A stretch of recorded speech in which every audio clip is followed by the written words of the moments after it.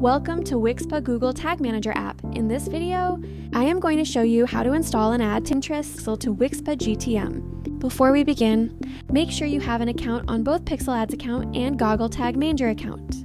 I already have both accounts set up.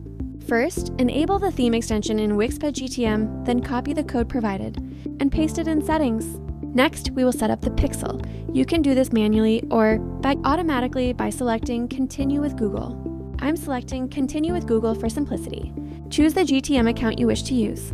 In my case, I already have a GTM account and GTM container, but I will create a new one container for this tutorial. Once the container is created, select Pinterest as the platform. To connect the pixel, we need the pixel ID.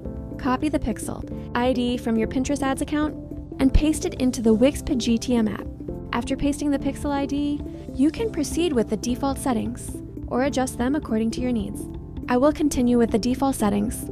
It will take approximately 3-5 minutes for the setup to be completed as data takes time to populate.